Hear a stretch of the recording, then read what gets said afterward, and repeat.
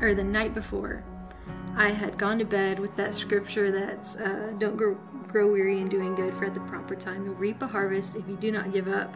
And then I woke up the next morning and that was like the verse of the day. And that was kind of a moment for me of like, okay, God, like a breath of air of faith for me, that I could just hear something.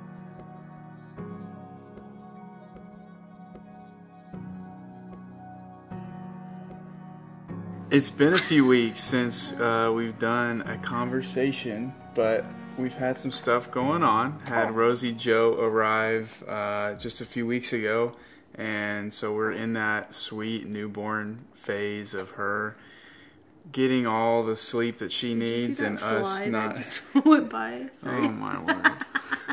And us not getting the sleep that we need. It's going now. Great, but we're excited because we get to share more about her birth story, but also just more about how God's redeemed, honestly, these last almost 2 years, even longer, because there was a lot of things that occurred in Rhonny's birth and just the whole experience of labor and delivery there that I know you are excited to talk about, and also just being able to see how intimately and detailed God can touch a story in all of our lives. And for us, one of the biggest things, if not the biggest, is our kids, and just seeing him move in moments and hours and days and months that just show you how much he loves us, show you how deeply he cares for each one of us intimately. And so we're excited about that. Before we get started, I've been dreaming up all the intro questions only to be left with Google's top questions. This is a how well do you know me quiz. We're not going to do all of them. We're going to do a couple. And you've already been looking at them though, right? Yes. That's a little bit. I'll go first if that makes you feel better. We're going to do a couple favorites. And we're going to start with favorite musical artist. We both love music, and I'm going to frame this in the context of over the last couple years. Who's your favorite over the last couple years? We don't want anybody leaving. Are you asking? Wait, is this a how you well do you know me? So yes, you so guessing you're what gonna my tell me. Favorites are? Yes, no, it's favorite. You're gonna tell me what my favorite artist is over these last couple of years, and I get to tell you who your favorite artist is. Are you thinking of your favorite right now? Do you? I don't even know my favorite. favorite. Okay. I don't know, but you know me better than I know myself sometimes, so it's going to work out. I'll go first. I'm going to say, now there's a couple pillars up there that just remain. Queen Cece is one of those pillars that I feel like for both of us. Cece Winans. If you don't know who Cece Winans is, I mean, are we living under a rock? What's up?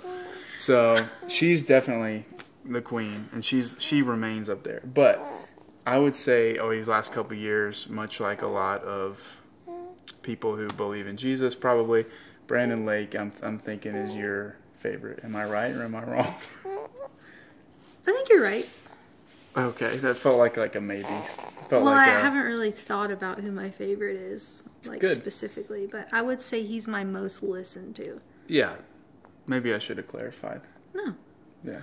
I would say yours is still Hillsong United. You know, you can't beat the lyrical prowess of Joel Houston, Ben Hastings. There's so several. Am I right? I mean, Taya, yes. Okay. You're right. I would say that's true. Cool. Yep. Did you have another question? Yeah, I got another one. This is a good one. Favorite movie? Do you still want to go first? Do you want me to take this one first? You went first last time. I already know yours. It hasn't changed. I don't think. I don't know if I know my favorite movie. Well, I'm going to go ahead and tell you. Like every...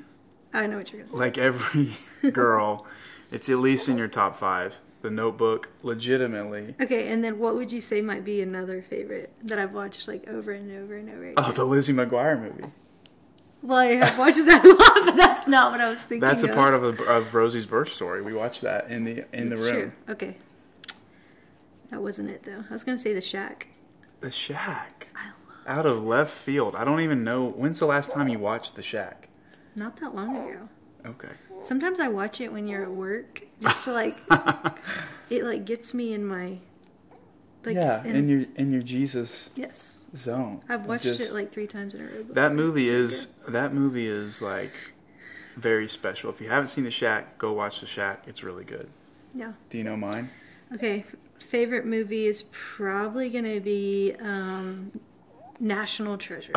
That's a big one. I love National Treasure. Was that it? Both of them. No. That's not the one that's... Father of the Bride? Yes, that's it. Okay, that was the other one. Father of the Bride. Good movie, too. Steve Martin, Martin Short. Their best pairing together, in my opinion. You're watching this, leave your favorite movie in the comments. Yeah. Because I'm watching movies. We're always looking for movies to watch. Let's clarify that a little bit. Like and then we get into the just, story. Just a feel-good movie. I'm always looking for movies to watch. You don't and I'm normally looking for a make movie it. that I will like. Yeah. Because I don't like many movies. Yeah, that's true. We watched a great one the other night that we were surprised at how good, and you picked it. It was a knockout of the park. Oh, man. What? I don't remember that. The boat movie. Yeah. Boys on the Boat. Yes, that's what it was. A newer one. That's really good. Really good. Like that one. All right. Is this where I kick it off? You're the mom. You've done it. So, we've been wanting to just tell... I didn't know birth stories were like a thing to tell until after we had Rhonny. And so many people were like, what was your birth story? But Rhonny's was so hard that I felt like it took me a while to really talk about her birth. And because I wanted to get to a healthy place with it mentally and like let God just restore some of the moments and memories that I had. Excuse me. So I kind of want to go back to Ronnie's birth a little bit to help bring people into Rosie's birth.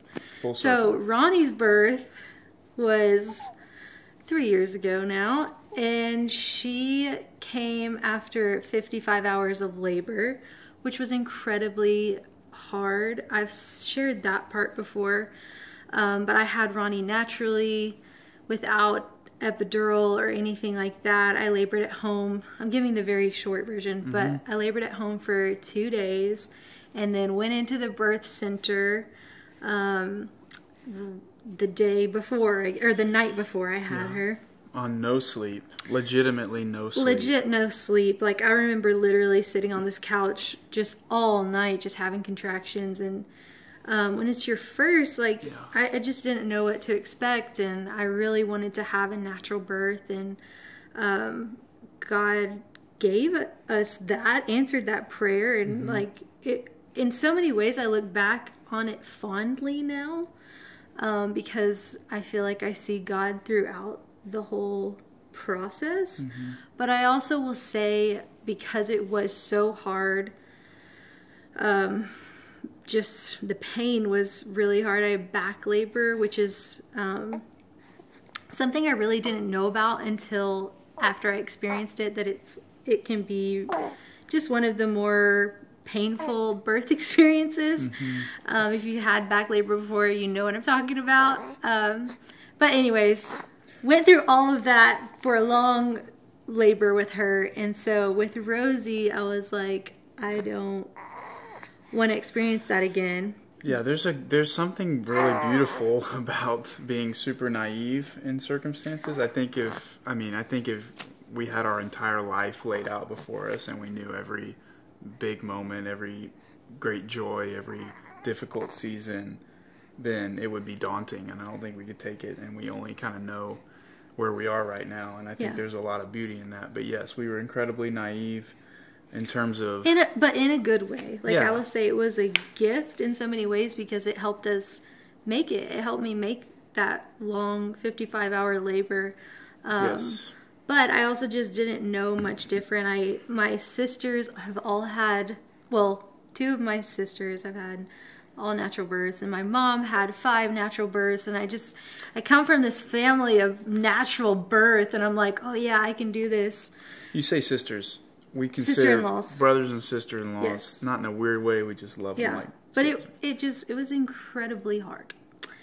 And so when I was preparing for her birth, and we've shared some of this, like, I was really just kind of going, okay, I don't know what the plan's going to be. I've been seeing a midwife, but at the same time, I was open to going to the hospital to have an epidural if labor was going the same. Can I say something on that? Yes. Not to interrupt you again, but I think one of the biggest things, and this is from my perspective, is there were moments in Rhonny's labor and birth where, you know, labor's not a quiet experience. And there are moments, I'm just saying the obvious. There are moments when... It is for some people. It is for some people. Sorry, I'm not trying to say... Some people have amazing natural births. So I don't want to say that absolutely. It's wonderful. Yes, it is amazing in you just so many can't put ways. it in a box. Labor, birth is birth. And anyway, but there was a difference in my opinion. I watched my wife suffer for hours. I mean, it was truly, there wasn't progress. So I think there's something to be said where you can see progress being made in a difficult circumstance. And then there are other moments where you feel helpless, and you're watching the person you love more than anything in the world experience something that was just very hard without seeing the fruits. And we found out later that the reason it was so long and hard was because of her position. Correct. So yeah. I feel like we're really going on about how I'm sorry. I'm setting it up for why we were open to different. Yeah. Okay. Go ahead.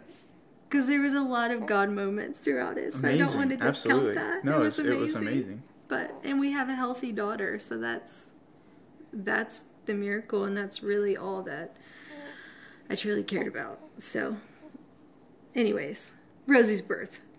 Where did I leave off? You? Sorry. Open to other options. Oh, yeah. Not knowing where we would end up. I just was like, I'm going to be open to other options. And I had not even thought about this, but I hit 42 weeks and nothing was happening. Like, I guess the day before, or the night before, I had gone to bed with that scripture that's, don't grow weary in doing good, for at the proper time you'll reap a harvest if you do not give up.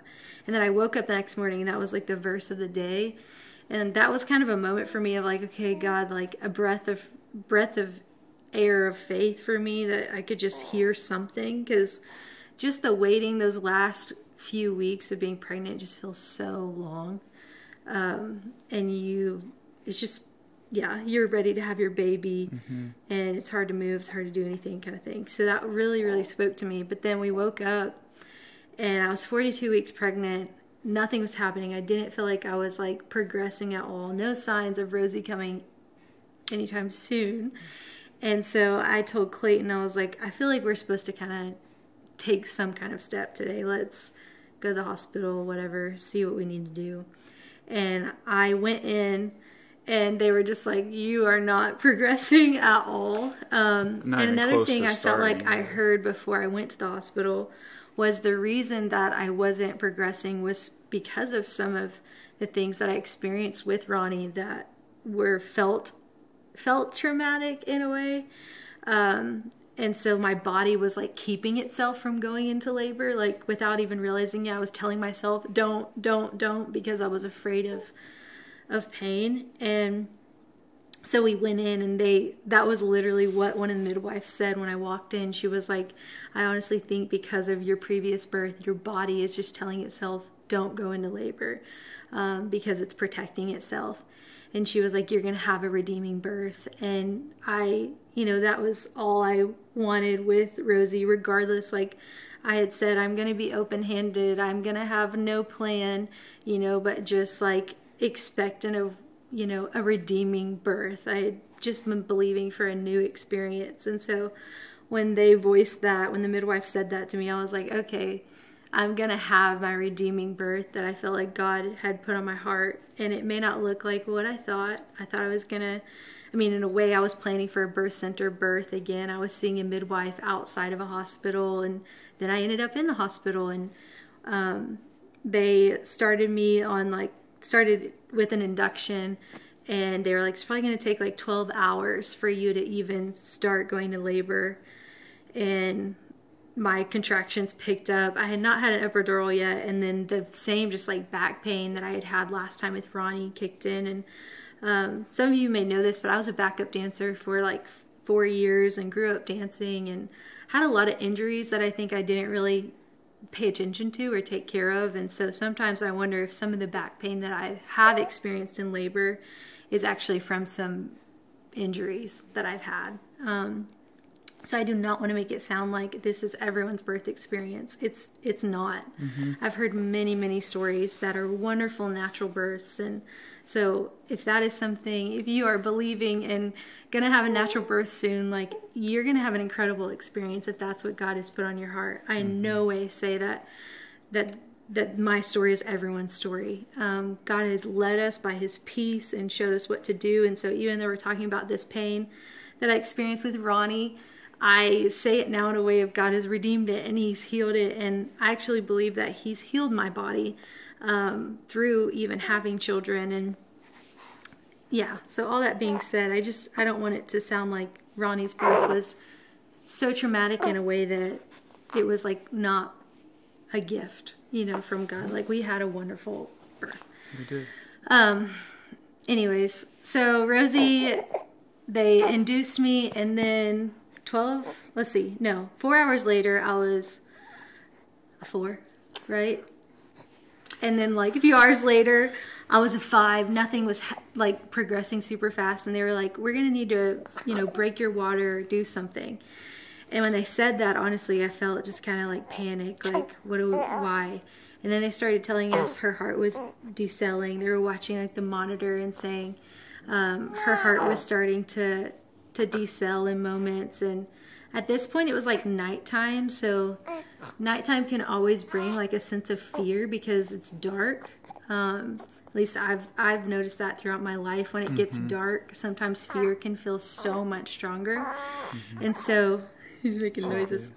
When they came in and told me like, we need to start, we need to get this baby out, I like felt a little bit of panic and fear. And then Clayton was like, can we have a minute? Like, can you guys give us a minute? Which was so good in the moment, because I was ready to just be like, yeah, just break my water, like do whatever you got to do, because I was a little scared, if I'm honest. And I remember thinking like, this was the same hospital that we had our son at over a year ago. Yeah. Who we didn't leave the hospital with. And so I was having thoughts of like, I don't want to leave this hospital again without a baby. And just being really honest with like some of the fear I was dealing with. And so he was just peace in that moment to go, can you guys give us a second? We need to talk and pray about what we need to do. And so they left the room for a minute, and we just kind of took a moment and prayed about it, called my midwife who was outside of the hospital, and just prayed. And I remember they came back in. We were like, okay, we have peace about breaking my water. And they came back in there. I had progressed so much, and they were like, you're moving along. Her heart's never decelerated again after that. They broke my water, and then she was here like a few hours later. Yeah. Right? I mean, why don't you jump in? I'd love to. You did great. Some gaps. Yeah, no, I don't know that there's a ton of gaps to fill. I would say you said earlier, talking about even with people that are expecting babies, watching this, just walking in peace. And I think we talk about that all the time as a family. I think that's a word people can throw out there. But I think what that means for us is not letting external voices that are not full of faith really dictate how we are going to make the decisions. And in that, recognizing no matter where we are or what we're being told or faced with, we know that we aren't in control. And that's not as much of a fear-based reality as it is a comfort, knowing that we don't have to carry life and death in our hand. We don't have to carry the burdens of whatever it may be, job or house or whatever. So I think that to us is what that means, walking in peace. And for us, that was a very real thing of throughout this pregnancy, leading up to deciding to make a decision, action to go in and get induced in a way where normally, we try to let our bodies do the work in certain cases, which it just wasn't quite as soon as we needed. So we decided to go in, and for context, we were with a midwifery group that operates out of a hospital, and the care we received from the nursing staff to the pediatrician to the midwives that we saw throughout the 24 hours. We were basically at the hospital 24 hours before we had Rosie and another 24 hours after before we got to go home. And the care that we received was wonderful.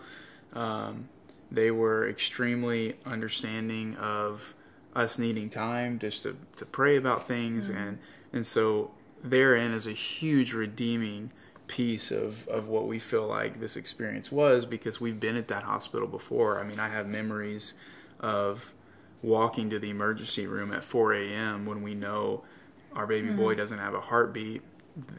Laney, I think, I don't want to take your just memories of that of that hallway. Yeah. All the way down this long hallway that they wheeled me in from the entrance. And I remember just crying the whole way to the room where I had him and just thinking how is this real?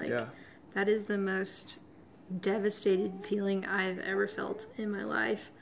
And then with her getting to be wheeled down that same hallway with my baby in my hands, and just knowing not only do I have my baby in my hands, but do I have a whole heart. I was not brokenhearted anymore before I got pregnant with Rosie. Just all God has done since Rory to now having Rosie, I would not trade it for anything. He's been so good through it all.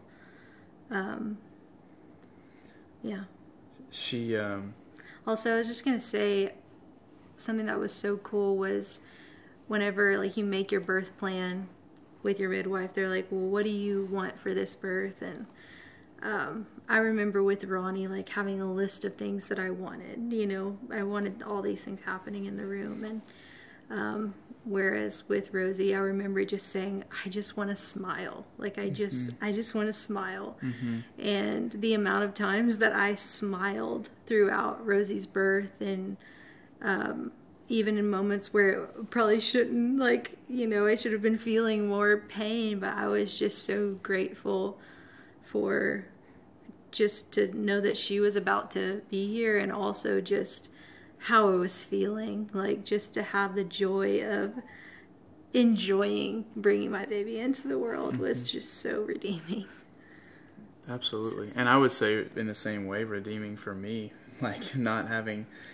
not seeing you in a state that was a lot harder, honestly, physically. Now, there were a lot of things about Rosie's labor and delivery that were difficult in a different way in terms of just emotionally. Laney mentioned that something called D cells, which was something going into the hospital, we had no idea what those meant, but by the time we left, I could tell you what it means at every stage of a contraction, just because of we literally spent the night watching the fetal monitor, and it's in one moment it's oh, is her heart rate okay? Is she doing okay? Because she was later in pregnancy. And in another moment, you're sitting there listening to that boom, boom, boom, boom, and realizing you haven't done anything the past 42 weeks to keep it going, to get her heart rate to be perfect, and yet it's been sustained. You realize how out of control you are. And I think for us it's so hard because you feel like there's no one else in this world who loves your baby like you do, and then in the same moment you realize that there's a good father who couldn't love her anymore.